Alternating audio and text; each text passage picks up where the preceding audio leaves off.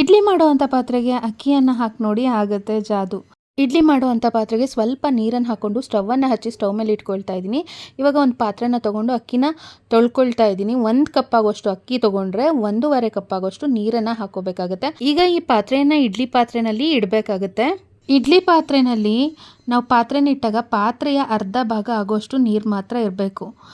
ಈ ರೀತಿ ಅಂದಾಜಿನಲ್ಲಿ ಅಕ್ಕಿ ಮತ್ತು ನೀರನ್ನು ಹಾಕಿ ಇಟ್ಟು ನಂತರ ಮುಚ್ಚಳವನ್ನು ಮುಚ್ಚಿಬಿಟ್ರೆ ಅನ್ನ ತುಂಬಾ ಚೆನ್ನಾಗಿ ಬಿಡಿ ಬಿಡಿಯಾಗುತ್ತೆ. ಕುಕ್ಕರ್ ಇಲ್ಲ ಅಂತನವರು ಈ ರೀತಿಯಲ್ಲಿ ಅನ್ನವನ್ನು ಮಾಡ್ಕೋಬಹುದು. ನಾವು ಬಿಗಿನರ್ಸು, ಬ್ಯಾಚುಲರ್ಸ್ ಇದ್ದೀವಿ, ನಮಗೆ ಅನ್ನ ಮಾಡೋಕ್ಕೆ ಬರಲ್ಲ ಅಂತನವರು ಕುಕ್ಕರ್ ಇಲ್ಲ ಅಂದಾಗ ಈ ವಿಧಾನದಲ್ಲಿ ಅನ್ನ ಮಾಡ್ಕೊಳ್ಳಿ. ತುಂಬಾ ಉದ್ರುದ್ರಾಗಿ ತುಂಬಾ ಚೆನ್ನಾಗಾಗುತ್ತೆ. 10 ನಿಮಿಷ ಐ ಫ್ಲೇಮಲ್ಲಿಟ್ಟು ಬೇಯಿಸಿ ನಂತರ 5 ನಿಮಿಷ ಲೋ ಫ್ಲೇಮಲ್ಲಿಟ್ಟರೆ ನೋಡಿ ಅನ್ನ ರೆಡಿಯಾಗಿಬಿಡುತ್ತೆ. ಈ ಒಂದು ವಿಡಿಯೋ ಇಷ್ಟ ಆದರೆ ತಪ್ಪದೆ ಲೈಕ್ ಕೊಟ್ಟು ಯಾರೆಲ್ಲ ಬಿಗಿನರ್ಸ್ ಇದ್ದಾರೆ ಅಡುಗೆ ಮಾಡೋದು ಇವಾಗ ಕಲಿತಾ ಇದ್ದೀವಿ ಅಂತಿದ್ದಾರೆ ಅವ್ರಿಗೆ ಶೇರ್ ಮಾಡಿ. ಧನ್ಯವಾದಗಳು.